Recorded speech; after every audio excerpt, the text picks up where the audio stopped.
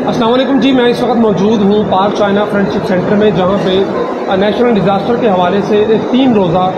Expo का इनेकाद किया गया था, जिसका आज आखिरी दिन है। ये गैस वेलफेयर फाउंडेशन का स्टॉल है, जहाँ पे हमारे साथ मौजूद है ब्रिगेडियर रिटायर्ड फयाज़ हुसैन शाह साहब। बहुत शुक्रिया सर वक़्त देने के लिए। तारुफ करवा दूँ, NDMA के DG रहे हैं,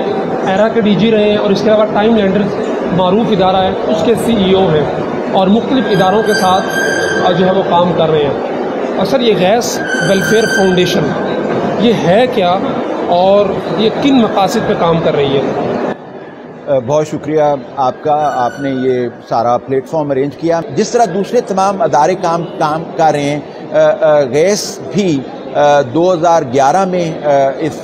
को मुनक्कद किया गया, और उस वक़्त से एक ख़ास विजन के लिए, एक ख़ास मिशन के तौर पर, एक ख़ास मकसद के साथ ये अदारा काम कर रहा है, और दूसरों से बहुत मुख्तलिफ है। मैं कहूँगा, मैं सबसे पहले इसका मकसद बयान करूँगा, फिर इसकी विजन बयान करूँगा, फिर इसकी मिशन स्टेटमेंट दूँगा, और फिर मैं आपको बताऊँगा कि ये अदारा किस तरीके से दूसरों से मुख्तलिफ, दूसरों से हट के मुल्की सतह पर काम कर रहे हैं, और इसके आदाफ कैसे मुख्तलिफ हैं, और फ्यूचर में किस तरीके से ये एक मुनफरद विजन के साथ एक मुनफरद मंजिल का रुख लिए हुए ये अपनी काविश को, अपनी कोशिश को जारी रखेगा। तो जब हम देखते हैं गैस वेलफेयर एजुकेशनल ट्रस्ट के स्ट्रक्चर को, इसका मकसद बुनियादी तौर पर जो इसके मुतल्लिकीन हैं, जो इससे फ़ायदा उठाने वाले हैं, उनका ताल्लुक़ अल्लाह सुब्हानहू व तआला की ज़ात के साथ कायम करना है। ये सबसे बड़ा मकसद है, ताकि जब हम अल्लाह सुब्हानहू व तआला की ज़ात के साथ इंसानियत को कनेक्ट करने के लिए, उनका ताल्लुक़ कायम करने की कोशिश करेंगे, तो फिर हमारी सारी की सारी कोशिशें ऑटोमेटिकली सही रुख पे और सही मंजिल की तरफ जाएंगी। इस मकसद को मद्देनज़र रखते हुए गैस वेलफेयर और एजुकेशनल ट्रस्ट ने जो विजन बनाई है, वो ये है कि हम इंसानियत की खिदमत करना चाहते हैं, हम इंसानियत की फलाह चाहते हैं, हम इंसानियत को जो इस वक्त वो मसाइब में और तकालीफ में, उससे हम निकालना चाहते हैं। इस विजन को मद्देनज़र रखते हुए जो मुख्तलिफ शोबाजात जिनमें गैस वेलफेयर और एजुकेशनल ट्रस्ट ने काम करना शुरू किया, वो 5 हैं। उन 5 में लीडिंग शोबा तालीम का है, और तालीम के शोबे को हम 2 हिस्सों में तकसीम करते हैं। एक वो है जो झुग्गी एजुकेशनल प्रोजेक्ट है,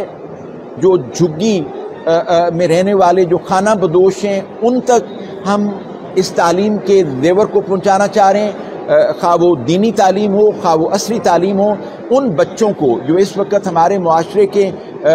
के धारे में शामिल नहीं हैं, इस वक्त जो हमारे मुआशरे का हिस्सा नहीं है, ये लोग एक मुनफरद कल्चर के लोग हैं, मुनफरद सकाफत है, ना वो हमारी सकाफत की तरफ आते हैं, ना हम उनकी सकाफत की तरफ जाते हैं। उन लोगों तक पहुँच के उन्हीं की झुग्गियों में एक तालीमी अदारे को कायम करके उनको इस तालीम के ज़ेवर से मुनव्वर करना, ये सबसे बड़ा मॉडल प्रोजेक्ट है जो गैस वेलफेयर एजुकेशनल फाउंडेशन ने जिसका आगाज़ किया, और अल्हम्दुलिल्लाह बहुत से शहरों में इसको लेकर चल रहे हैं। इसका जो दूसरा हिस्सा मामार तालीम स्कूल सिस्टम है, जिसमें बच्चों को ख़ास तालीम और ख़ास मिजाज के साथ उनको दीनी और असरी तालीम के इम्तजाज के साथ आज की साइंसी ज़रूरियात को मद्देनज़र रखते हुए हम तालीम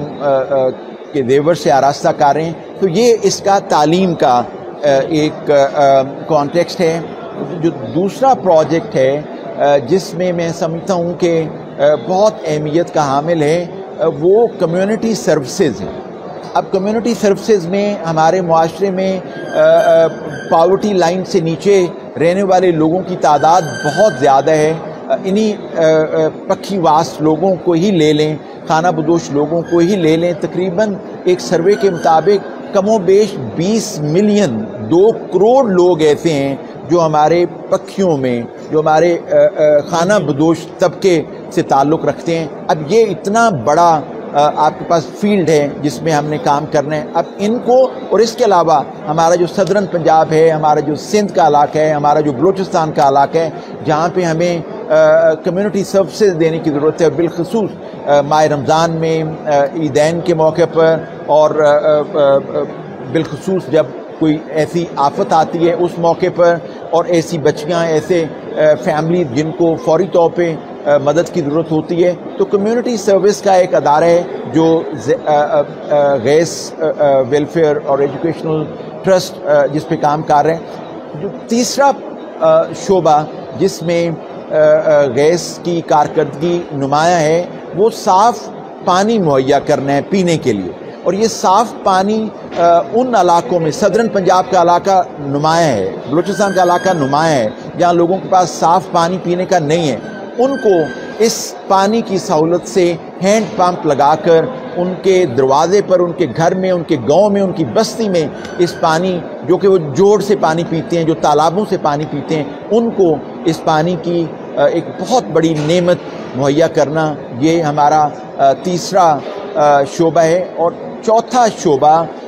ہمارا صحت کا ہے، جس میں مختلف جگہوں پہ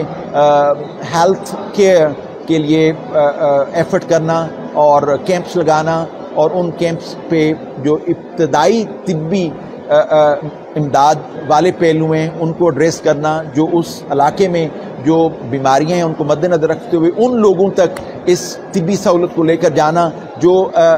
ہاسپٹلز میں جانے کی پوزیشن میں نہیں ہیں۔ تو یہ چوتھا شعبہ ہے۔ اب پانچواں شعبہ میں نے جان بوجھ کر آخر پہ رکھا ہے، اور وہ پانچواں شعبہ سب سے بڑا شعبہ ہے جس کا تعلق اس ایکسپو کے ساتھ ہے، اور وہ ہے ڈیزاسٹر مینجمنٹ کا شعبہ۔ اب ڈیزاسٹر مینجمنٹ کے شعبے میں بنیادی طور پر